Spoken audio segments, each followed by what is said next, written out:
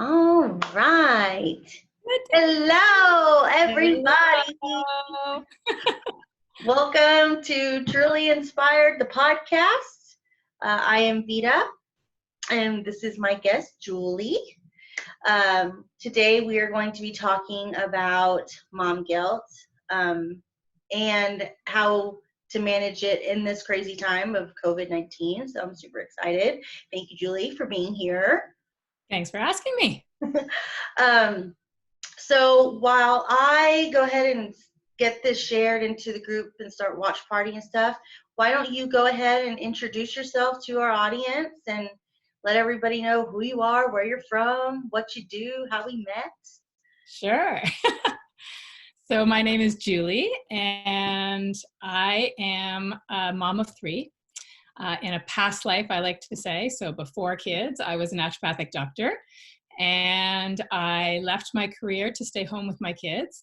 There are many reasons for that, but I'm now, as I say, starting my 11th year of mat leave. And no regrets, love every minute of it, but it fuels right into that whole topic of mom guilt. One of the biggest topics of mom guilt is always, should I go to work and leave my kids at home? Should I stay home with my kids and leave the career that I built? What example am I setting for my kids? Just what moms always want to do, what's best for their kids, and always struggling with what that answer is.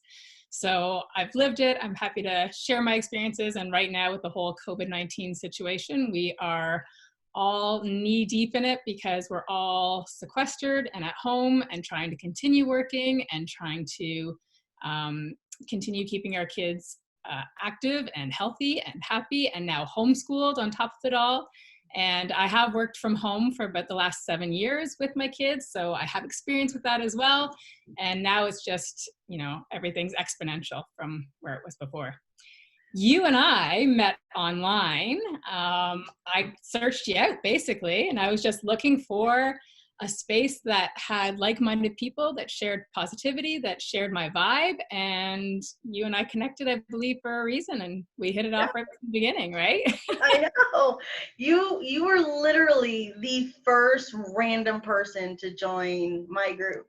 Really? Yes, Wow. I had never, because everyone up to that point, everyone that was in my group were people I knew on some level. And so when I saw that request come through, I was like, well, who's this person? No mutual friends? All right, she seems all right. I'll add her. Legit? So Not that too was crazy. super exciting for me anyway. When I reached out right away, did I reach? I think you reached out just asking how I found the group, and I was just Yes, I was did so a search. curious. I literally did a search for like high vibe groups or something along those lines. I was just, I just want to surround myself with that energy, and here we are, friendship made. I know, it's been a while, because it was probably August, September. So yeah, and I'm all the way up in Canada, in Toronto, and you're all the way down south in Texas. Yes, yes, it is very hot here. What's the weather like there? It's not bad. We're above 0, so it's not that bad. I think it was 6 degrees today, sunny. 6. No more snow. 6 Celsius. Yeah. Okay. So 6 Celsius. Okay, that's like 40-ish here. 45, 50 maybe. But pretty cool. It was 91 today. 91. Like, it's already like t-shirt, jeans, and like I'm sweating outside weather here. No, long sleeves, long pants. Oh no. Got sunglasses on. Like, I'm it is summer ready already. I'm summer ready. I just need the weather to catch up. Right. Well, let's get started. You said you've been on maternity leave for how long? 11 years now? 11 years. So my oldest two, I have twins that are 11. They turned 11 in January. So, and I went on bed rest in about a month before they were born. So since December of 2008, I'm still on my mat leave. Wow. And I feel like that because it wasn't planned that way. I mean, as a naturopathic doctor, I was self-employed. So I had made the decision that I was going to go back to work when the twins were 9 months old. But then when that time came around, my husband had just started his own business. I had left the practice I was at and had planned to move my practice closer to home, but it meant starting over again. And then we had twins, so childcare for two was just crazy expensive, and my dog just snuck in again. And so when all those costs added up, it didn't make sense for me to start back to work again. So we thought, oh, we'll just wait another year. And I had no problem with that. I was very happy to be home with my kids. And then a year went by, and then we thought, oh, we'll wait another year. Oh, well, he still has debts. We'll wait another year. And life just takes twists and turns. And here I am 11 years later. It just became the new norm. And as I said, I started working from home. And so it just worked for us. I liked being with the kids. So what is a naturopathic doctor for the people in our audience who have no idea what that means? It's a doctor of natural medicine. So we treat pretty much anything and everything aside from doing surgeries, but we use botanical medicines and nutrition and lifestyle changes and homeopathy and acupuncture and Chinese medicine and hydrotherapy and manual therapies like chiropractic manipulations. And I used to do a soft tissue manipulation called Bowen therapy as well. So, we treat all kinds of health cases. We just don't use pharmaceutical drugs. Oh, okay. Yeah. Very cool. Very cool. And how long were you doing that before you had children? I was 5.5 years, I think, almost 6 years when I had my first two. And yeah, I had the same struggles that many people have. I felt like if I went back, I wouldn't be as good of a doctor because my head would be with my kids. And if I stayed home or worked part-time, I wouldn't be as good of a mom because I was thinking about my cases. It's that sort of tug of war, I guess, on those topics all the time. And so many of my mom friends, we have this conversation on the regular. Everyone struggles with it, it seems. So it was such a great topic for us to have because it's real. Everybody is thinking about it and what's the best decision. And it doesn't just revolve around work. It's just nowadays with social media, everything looks perfect everywhere and everyone wants to keep up with the Joneses and have their kid playing this sport or excelling at that thing or doing too many programs or not enough programs, or it's just everyone's constantly wondering if they're doing enough. So for you, when did the mom guilt start kind of creeping in? Like when did it happen? What does it do to you? Explain to everybody what that is exactly. Well, it's different at every stage too, right? It starts the first time your baby's crying and you can't comfort it, or what you're trying to do is not seeming to comfort the baby, right? And then it's the whole, am I not a good mom? You walk out of that hospital with 1 or 2 kids and no manual. Right? And you can think you know a lot, you've read a lot of books, but you know absolutely nothing until that baby is there and you're living it, right? So there are parents who go through it. Especially parents with colicky kids who are crying all the time and they just constantly feel like they're not doing whatever right, trying to figure out what's wrong. It can move to the terrible twos. There's a saying where they say terrible twos, horrible threes, F and fours. There's like a name for each age group because there's tantrums for different reasons, right? Mm-hmm. And it's hard to not take that personally and not think that you're not doing something as best as you can if your child throws a fit in the grocery store and they're on the floor banging their hands and their feet, right? And then you hear that, your neighbor kid never has a tantrum, so it's a lot of comparisonitis as well as just not getting that validation back from kids. They don't, especially when they're little, they don't constantly say, thank you, you're the best mom ever. Not that you're looking for that, but you're literally getting nothing back in the first few years, right? Mm-hmm. So you're kind of crossing your fingers and hoping what you're doing is right, really. So how did you manage through those, especially those first few years when they're not giving you the feedback, letting you know you're doing the right things? How did you deal? How did you manage? A lot of grace. You really got to just cross your fingers and hope what you're doing is best. Even now, I have one kid that deals with anxiety. I do a lot of positive parenting. I like to think I do. That's always been my focus. And it's very different from the way we grew up. So I get it from my parents too. Oh, you coddle them, or oh, when you were young, we didn't do it that way. So you get that feedback too. And positive parenting is a lot of letting your children have a voice, and a lot of hugs and kisses when they're having a tantrum, as opposed to sending them to their room to deal with it on their own. So a lot of it is navigating new territories, listening to experts, reading books, other webinars and whatnot. But really, you just have to hope what you're doing is best. And as long as you're leading with love, and that's got to be the way, I think. So you talk about positive parenting. What what are some of the key things, like key benefits that come from positive parenting? Like you did just mention, you love on them a little bit more and you let them have a voice. And what are the benefits to your children and to your family as a whole by using that way instead of, like you said, the way you grew up? Right. I mean, I personally, I see a huge difference with my kids, the way they communicate compared to how I did as a kid.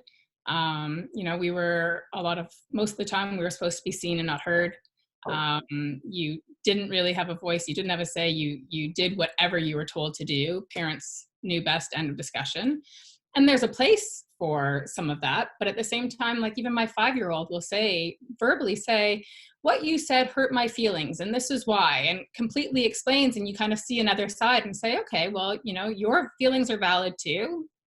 This is why I felt that way, and let's, hug and try and work through that. And next time I'll listen better and you listen better. And we literally treat them like they have a voice and let them have a say. And it doesn't mean that their voice is always going to be right or change our feelings, but we can talk through things as opposed to just being yelled at and sent to your room, right?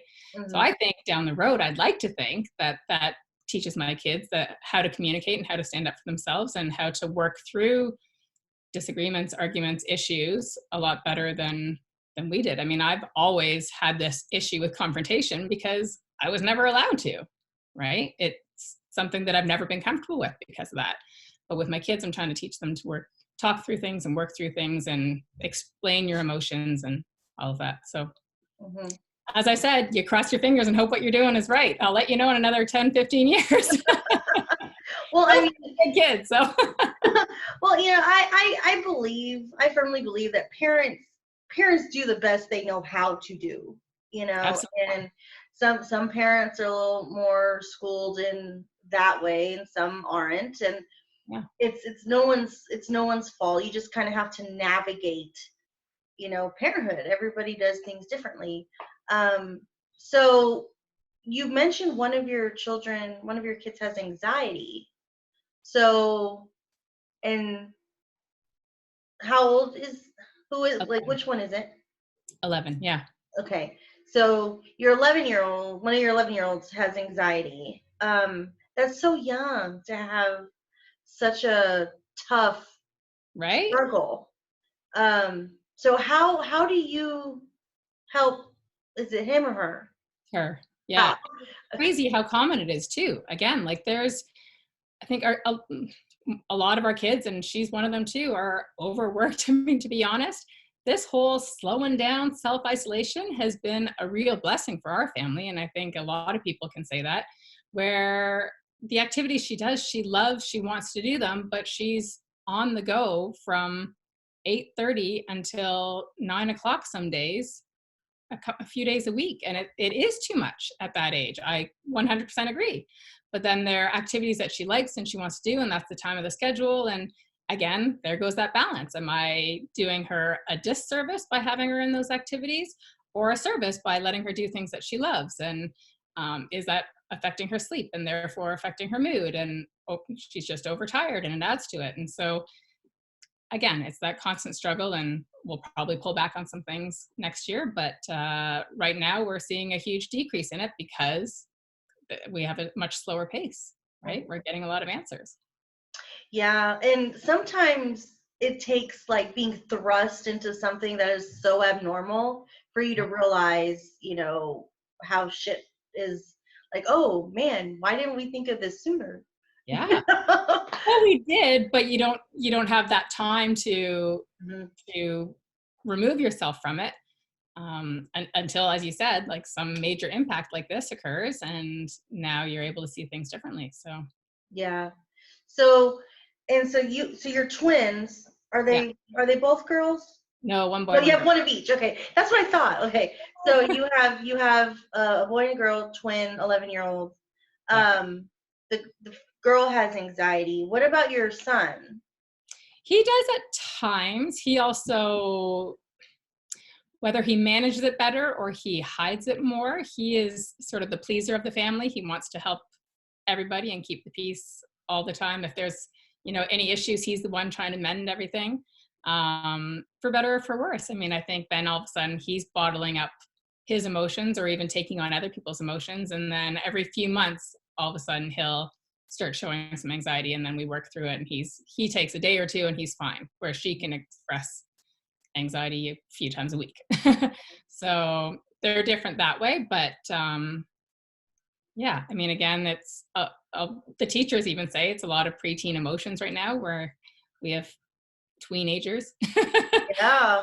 and hormones are high. And so that's starting too. Like, as I said, they have a lot of their friends who deal with this too. So um, it is kind of a new normal right now. And again, I think love is a really important part at that point, and trying to help them to have a safe place that they can go and know that they can come to you and they're not going to get in trouble for their emotions, and trying to work through it. And sometimes it's literally just sitting with them, holding them, or, letting them know we're there when they're ready to talk, right? So, So exactly. so you have three in total. You have your twins that are 11, and then you have your 5-year-olds. Yeah. So that's a pretty big age gap. So how do you Yeah. manage that? Honestly, it was awesome. It was perfect for our family because the 11-year-olds, they were 5.5 when she was born, and they were past that stage of jealousy of somebody new coming in. Maybe they're always just used to having to share everything anyways because they were twins. But I joke that they pretty much raised her more than I have, because they've been so hands-on from the beginning, because it was just, a new toy, as opposed to a sister or a sibling that was taking their place, right? Mhm. Um, and she's like the oldest 5-year-old I know. Like, she thinks she's 11, which helps. She just got back from Disney, as you know, and she was right on there with all the big rides, riding with them, because she's as big as air, as far as she's concerned. Wow.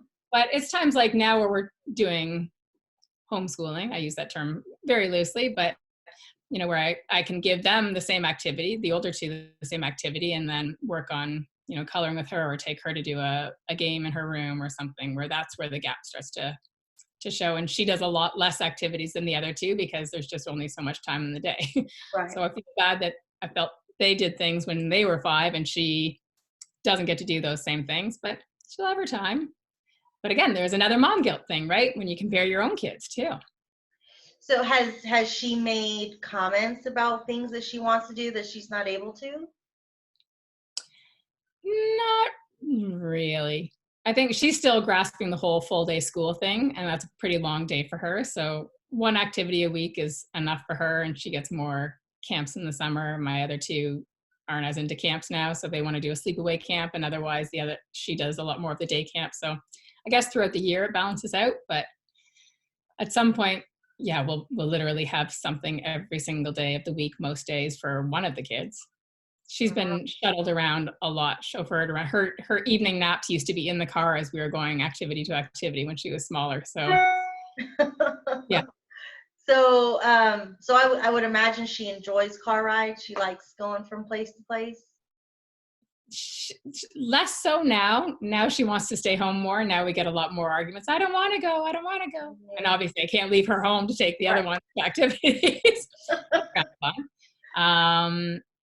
Yeah. So Yeah, it's not Matilda. yeah. Like those parents would have gone to jail had they had the authorities found out she was left at home. Okay. So what are some of the things that you do to kind of manage your mom guilt? You mentioned all these things that kind of make you feel bad. What do you do to lift yourself up, to stop feeling bad, to kind of move forward through the mom guilt? Yeah, one thing I've added in the last few years, which was really important, and it took a while, I should say even last year, but is exercise. But anything really for yourself. So I, for a lot of years, most of my time was literally for them. Anything I did was for them. You know, people ask how I am, and I say, "Oh, the kids are great," and you know, it never really came back to me. So recognizing that I need to still exist and do things for myself. You can't pour from an empty cup, right? Um, so doing stuff for mom, whether it's your own walk, your own exercise, a drive in the car with the music blaring and the windows down, or the kids laugh because if somebody's starting to, not the anxiety issues, but they're just starting to have some sort of tantrum, I have a joke that I'm off to the spa. Mom's going to leave that situation and I'm going to go to the bathroom and have a bath, and I'm going to put a fridge in there that has wine and everything and light up candles. And it's a whole joke that hasn't happened yet. But my whole joke is I'm off to the spa, and then they start laughing and it makes it all light. But you do need those times. You do need time to yourself, whatever it is that's going to make you happy. An hour of TV when they go to bed, whatever it is. But you need something just to decompress on your own for your own time. And then the exercise obviously increases the endorphins too. So I think that's a great one. But yeah, that's probably the most important. It's just having time for yourself. So, what do you say to the moms who say they don't have time? What do you say to them? My favorite time of day right now is 6:30 in the morning. So I get up an hour before anybody else is up, and I do my meditation, I do my visualization, I do my gratitude, and that's been huge for me. So anytime that we're focusing on gratitude, I know you're a big fan of gratitude as well, you really can take on all the other stresses even more. So to start my day focusing on things that I'm grateful for has been has had a huge impact on my life. And even the meditation, just again, going inwards and really focusing on me and raising my vibration before they're even awake. So by the time they get up and I'm making breakfasts and making lunches in the normal days, my vibration is already up and I'm ready to meet whatever they have coming at me. And it's hard. It's not easy to get up at 6:30 in the morning, especially if you've had late nights, especially when you have littles. But it has become the most important hour of the day for me. So I always recommend for people to try it if they haven't tried it out, because as soon as you try it and you enjoy it, then you'll realize the benefit of having that time. I think we can always make time for something that's important to us if we really think about it, even if it's locking the bathroom door when you gotta go and having 10 minutes in there on your own, right? It doesn't have to be an hour at a time, but we can all find the time. If you have littles and you're saying, oh, well, they always follow me into the bathroom, I'm not far out of that time frame still. They still do that. Then it's, you know, whether it's after they go to bed, when they're lying in bed, but some way you need to be able to, if you have time to surf on your phone, if you have time to watch a show on TV, you have time to take it out for yourself, however it is that you want to do it. You can change that into going for a walk. You can change that into meditation. You can change that into, it takes 5 minutes to do gratitude, right? Mm-hmm. So what does your morning routine look like exactly? Like how do you break up this time with your meditations and your gratitude? Like how do you go about doing that? You usually walk into the kitchen and start making my coffee. First, let the dog out and get my coffee. And my coffee actually has nutrients in it that help brain health too, so that's always really important. Once my coffee's ready, I sit down, listen to my visualization. So that the dog's on the couch with me, we're just snuggling, eyes are closed. That can be anywhere from 5 minutes to 20 minutes that I do that. And then I have some mindset work that I'm working on. So I usually listen to that lesson, and that's anywhere from 15 minutes to 20 minutes. And then I do my gratitude, and that's another 5 minutes. So typically between 6:30 and 7:30, if a kid wakes up and comes, they just come quietly to the couch and they're doing their own thing until I'm done. They know that's my time. And it's pretty simple. It's just casual on the couch, cozy. It is, guys. It's great. Yeah, so really it doesn't take a lot of effort is what you're saying. No, literally on the couch with the blanket and my dog and my coffee and me. Yeah, favorite Yeah. hour. Yeah, I meditate in the morning as I'm waking up. So, like my alarm goes off, I turn on a guided meditation. I'm not good at quiet meditation. I fall asleep every single time. And yeah, I even sometimes fall asleep during the guided ones. I'm not gonna lie. Yeah. But I will put on a guided meditation for whatever is kind of like I'm battling that during that Yeah. time. Like right now it's positivity and staying upbeat because it feels like the whole world is somber.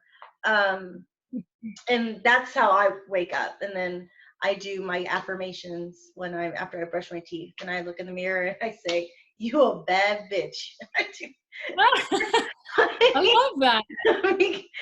Because no one else is going to tell me that, and but And you're looking right at yourself. I do, right?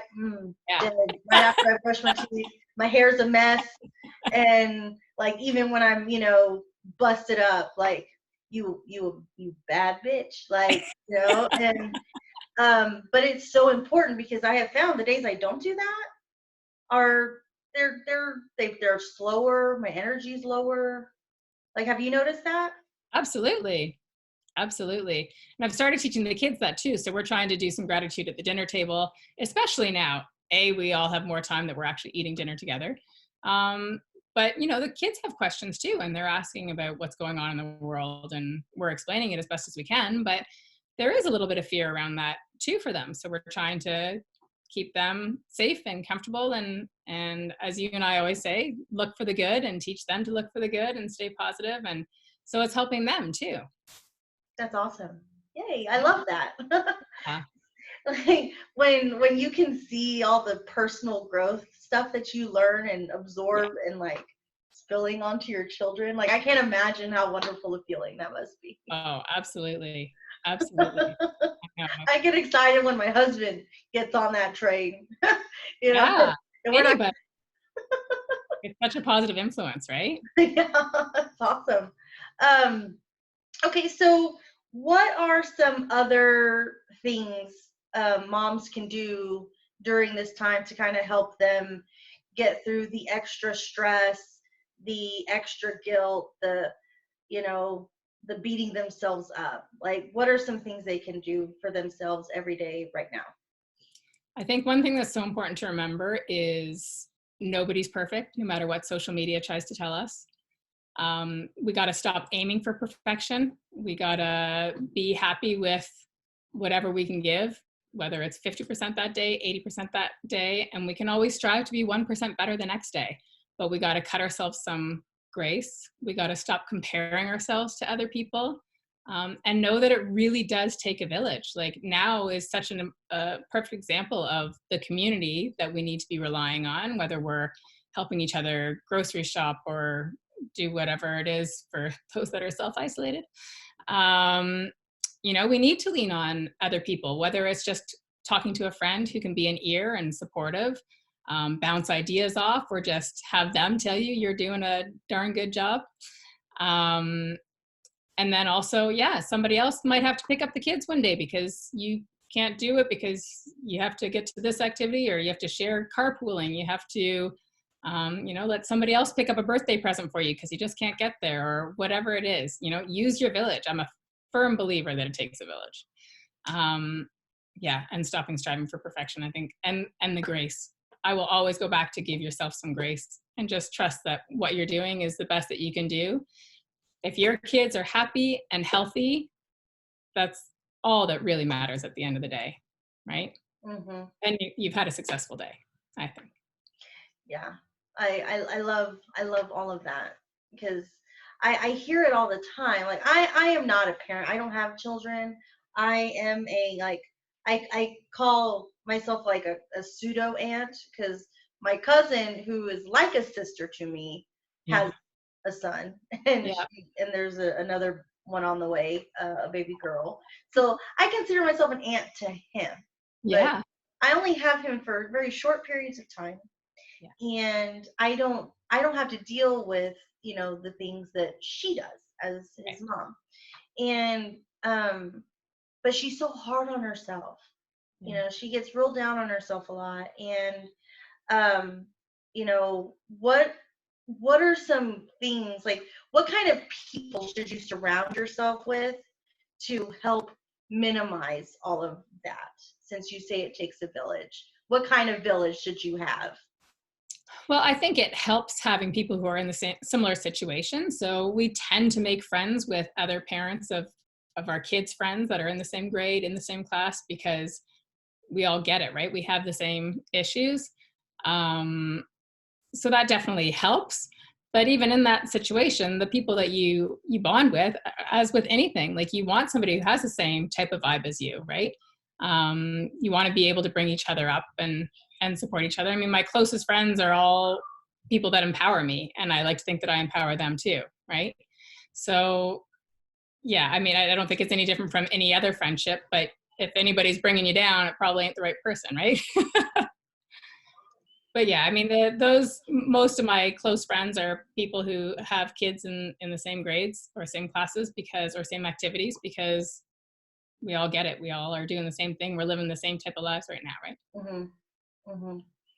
So, you mentioned people grocery shopping for you. Why don't why don't you tell tell our moms about that? Well, for right now. So Mhm. normally I don't need people to grocery shop for me, but we were in Disney World. Now I'm forgetting it, a week and a half ago, I guess. Basically when the whole COVID situation really exploded in North America. We were struggling to try and get flights to get home, and we were there right up until the day it closed. The last day we were there was the day it closed. Um, so we are on day 10 now, I think, of self-isolation, being home. And before I was even, I mean, when we were down there, I had friends reaching out to see if we were okay, if we were coming home. And when we got home, what could they do? Literally the morning, we got home at 3 o'clock Monday morning last week. And by, I want to say 10 or 11, there were bags of groceries on my front porch from one friend, and they've actually gone 3 times already for us. And I haven't asked. Every time they go, they send me videos of the aisles. Anything here look good for you? Like, it's unbelievable. The sense of community that I'm noticing through this has been unbelievable. It warms my heart, and but it is important. My job right now is just to stay inside and keep our family happy, healthy, and safe, and not to go out and potentially get anybody else unwell. We've had no symptoms, fortunately, day 10, so everybody seems to be good. But, we're doing our part and staying in until next Monday. Wow. See, that's amazing that you have a community like that. And I think that's just so important. Like the power of the high vibe tribe. Absolutely. I mean, it brings me to tears to think about how many people offered to help. We constantly get messages from people. Do you need anything? Can we do anything? Um, and I've offered one, actually the groceries that arrived, actually, she's an ER doctor, and she's working overtime, numerous shifts a week. And she's on the front lines right now. And every time I ask her if she's getting enough sleep, she says no. So I've already told her, when I can get out, I want you to go straight from work to home, and I will grocery shop for you guys. So you can just focus on sleeping when you're not there. Yeah. So yeah, we got to pay it back eventually too, right? Yeah. That's awesome. That's Yeah. Oh, that's amazing. I love it. Um, so you mentioned that you've been working from home Yep. this whole time, for as long as you have been a parent. Um, so how has that, in what ways has that empowered you and, help you be, feel more, what's the word? Like you're not such a stay-at-home mom, I guess is what I should say. Like giving you the feeling like you're back to work, but you still get to be home with your Yeah, children. it's been a perfect balance for me, and nothing against moms who want to be a full-time stay-at-home mom without having any side work at all. If that fills their cup, that's what's important. But for me, as I said, I always had a bit of a struggle between um, wanting to show my kids that mom is contributing to the family household and to the needs, as well as I got really happy and comfortable with being able to be at every single thing that my kids needed me to be at, whether it's drop off and pick up, whether it's volunteering in the classroom. So working from home, I can adjust my schedule around everything that they do, their activities, everything. So it works for me. It's been a major blessing, and I'm very grateful that I found the opportunity. But it's when now that they're all in school, it's that much easier to focus on. Well, now they're not. When they were all in school, is that much easier to focus on. Yeah. The reality is it's always harder in the summer. It was harder when my youngest was still home, and it's already harder now that everybody is home. But we all try to balance it and try to give the kids their homeschooling activities that they can be doing in the morning while I get some work done.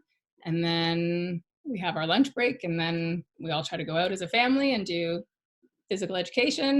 That's the gym part of their day. Yeah, I mean, at the end of the day, it's all balance, right? So why don't you tell everybody what you do? Um, that one I wasn't ready for. I wasn't ready for any of them, but I forgot. Again, going back to that talk on me, is I'm always easier to talk about everybody else. But I run a home-based business on health and wellness.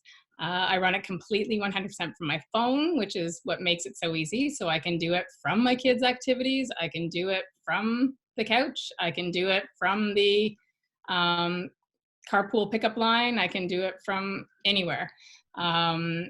So yeah, I sell health and wellness products, mostly collagen-based, weight loss-based, and energy-based. And I love all the products, so why not share them and have an income at the same time? Yeah, like it's I've been taking the products for since November, and I mean it's made a huge difference in like the way my jeans fit and my bones don't hurt. Yeah.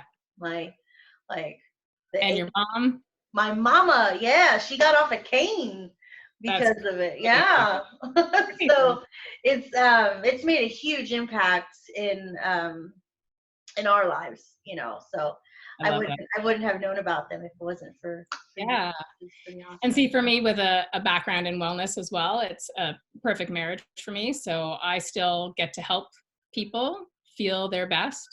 I help other women start their own businesses because I love to empower other women who might be in a similar situation where they're stay-at-home moms, but they want that balance.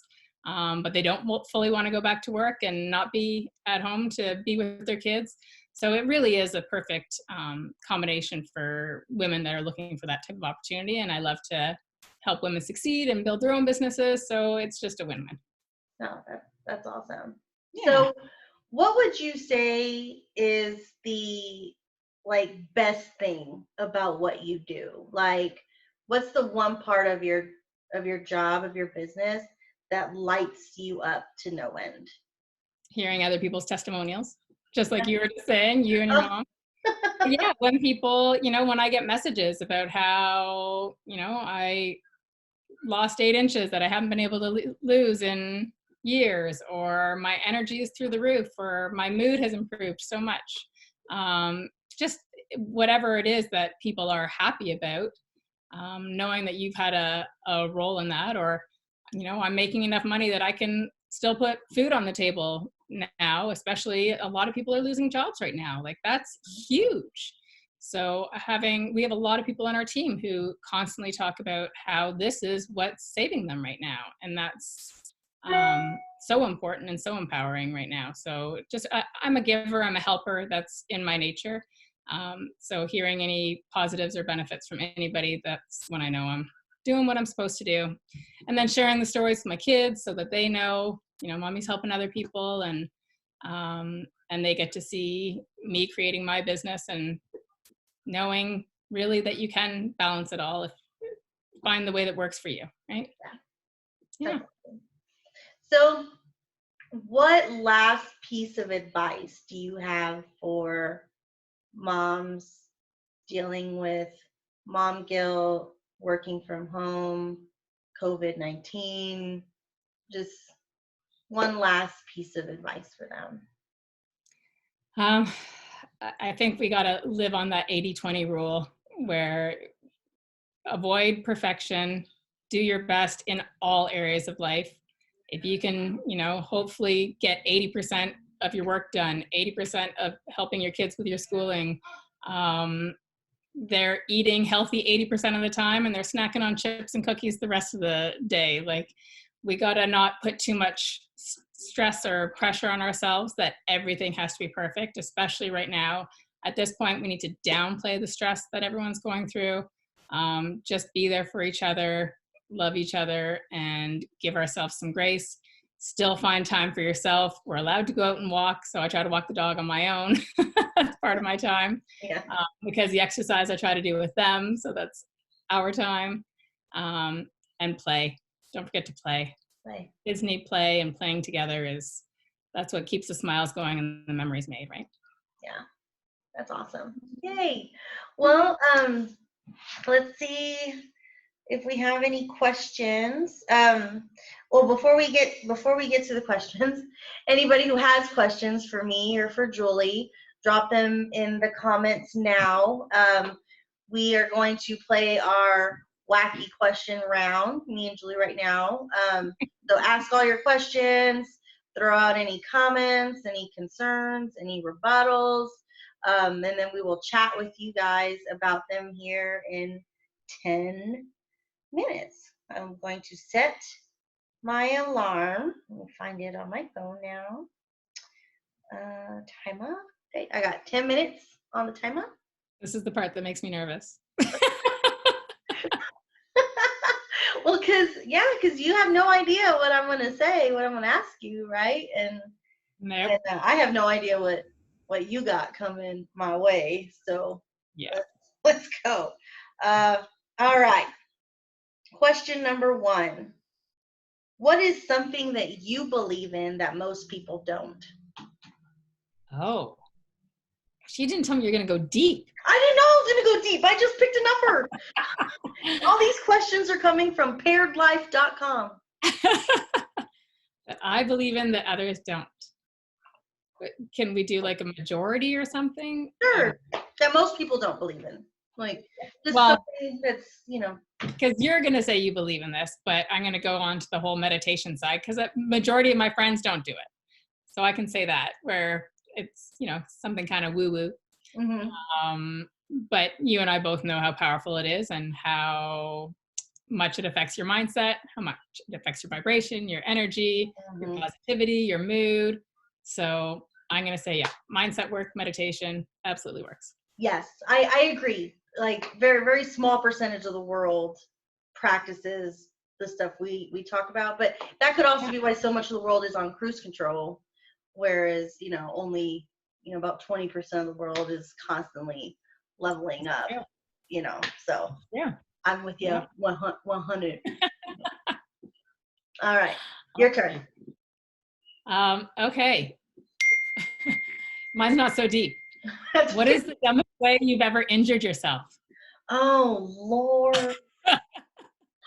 There are so many. I am like I told my son that, and I thought I had an answer, and my son told me another way that I injured myself that was even dumber than the way that I had thought. So I am such a klutz. But I'll go back to childhood, because this one was pretty stupid. So I was about 8 years old, and you know how like you have the swing, a swing set. And so I was like belly down on the swing, like Supermaning it. And my swing set was made out of 4x4 wood posts instead of like the cheap metal ones or plastic. And so going back and forth wasn't exciting anymore. So I felt the need to spin at the same time as I was going back and forth. And I slammed into the 4x4. I still have the scar here. Detached the retina in this eye. Oh my gosh. Yeah, I cracked my head open. We ended up, like, my mom and my aunt were screaming to get me to the hospital. My mom ran a red light, got pulled over by the police, and almost got shot because she jumped out of the car like a crazy woman, all hysterical and Oh shit. my God. Did they end up escorting you to the hospital they after did. that? They did. After that, like when they saw I was bleeding to death, Oh my they gosh. they called an ambulance, and then I was tourniqueted up. I'll never forget the pressure on my head at that time. And they, I mean, booked us to the emergency room, and yeah, had, I That's don't know, like 6 stitches or quite a bonk. something. Yeah, but to this day, that is probably the stupidest thing I've ever done. You've been on the swing since? Oh, and I haven't cut myself like that since, I don't think. I have broken bones and stuff since then, but that's probably the worst. Oh, okay, here's a good one. Oh no. Have you ever touched human remains? Are we talking dead bodies? Yeah. Then yes, Yeah. because I took anatomy. Oh, So I've worked directly on cadavers. oh God. Touch all of human remains, inside Oh, and out. oh my goodness. I And was thank you for your gift of science. I was anticipating more of a reaction when you got my question, but like you just took that one like a pro. Like, I know. I was like, this one seems too easy. I'm like, yeah, quite a few. okay, all right, your turn. Okay, what's your most unusual talent?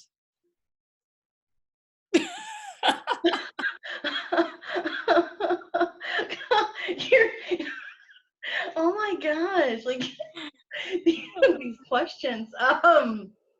Unusual talent. I don't know. Dating. Okay, so there's this thing I've been doing since I was a small child, and my mom taught me, and then my dad got really upset that I picked it up so easy. But here,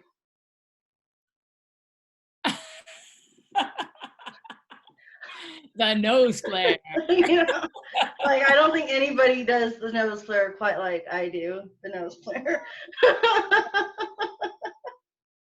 All right, let's see. Okay, what was the last thing you did for the first time? Oh.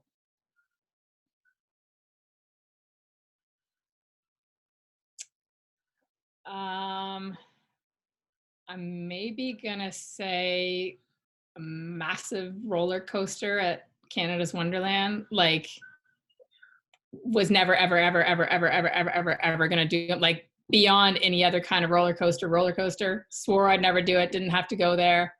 And then 2 of my girlfriends and I went this summer while the kids were in school with the 3 of us, and we all decided to do it. Turned out none of us wanted to do it, but nobody wanted to be the one to say they didn't want to do it. But these hills are so, I've never been so scared in my entire life, and I like roller coasters. Never been so scared in my entire life.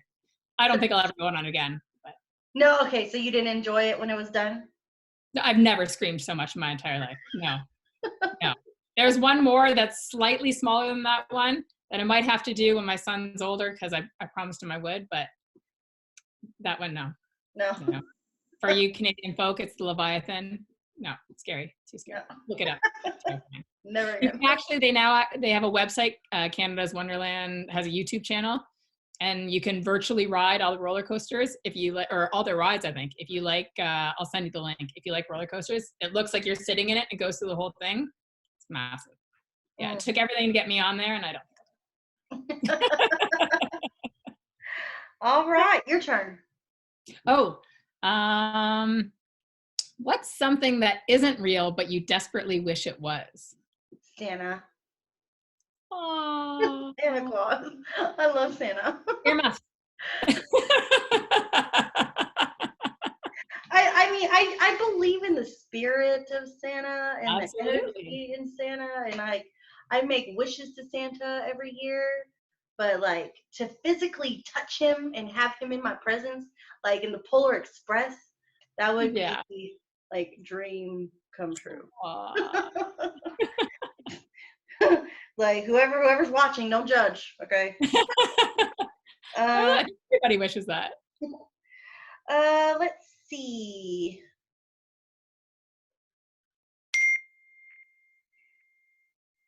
Okay. Um, what kind of cult would you like to start? I couldn't understand from your accent. I'm like, colt? A horse? A cult. Cult like Charles Manson. Okay, drink the Kool-Aid. Cult. I think you already started it. Like something about high vibe, love, energy, like just positivity. Like it would have to be based on that because that's what I like to surround myself with. So Okay. yeah, high vibe club. Don't want to Cool. copy, but that's what it have to be. But it's not the high vibe tribe anymore, so it's up for grabs. You can have it. But it's the same kind of focus. Kind Yeah, it is pretty much. All right, your turn. of. If you met a genie who offered you 3 wishes, what would you wish for? Ooh, it's a good question. So genies, like they can't kill anybody, they can't bring anybody back from the dead, and they cannot make you fall in love with anyone. So those are 3 rules. Okay, so I would wish for to be in a hut over the water in Fiji. Mm-hmm. I would wish to make mental illness crisis um, help more like readily available for everyone who needs it. Um, and I would um, I would wish for more dogs. I want another Shih Tzu. Oh. Oh, and that's it. Time's up. You dodged the bullet. You dodged the bullet. You didn't have to ask you the last question I was going to ask you. All right, let's see what our people are saying. Let me get into Facebook. See, look at the comments.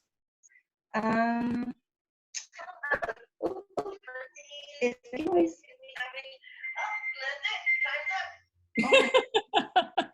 like it won't stop talking. Okay, so let's see. So Betsy said hello. Hi, Betsy. And Thanks she says it's 82 in Dallas today, so they didn't get as hot as we did down here. 82 is pretty nice, though. Yeah, I could do 82. Like I could. 90 was just a little too warm today. You're coming up to Toronto in September, remember? Hopefully we'll be traveling by then.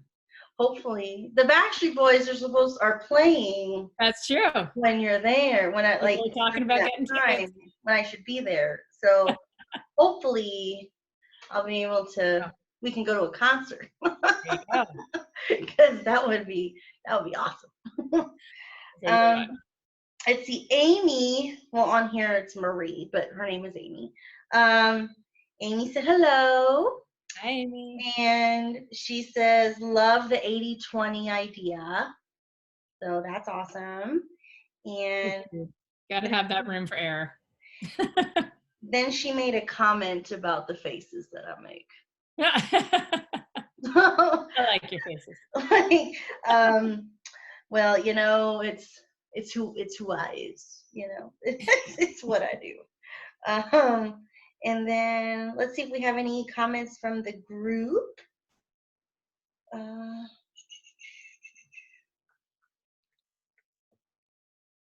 Nope. Okay, cool. So we have addressed everyone.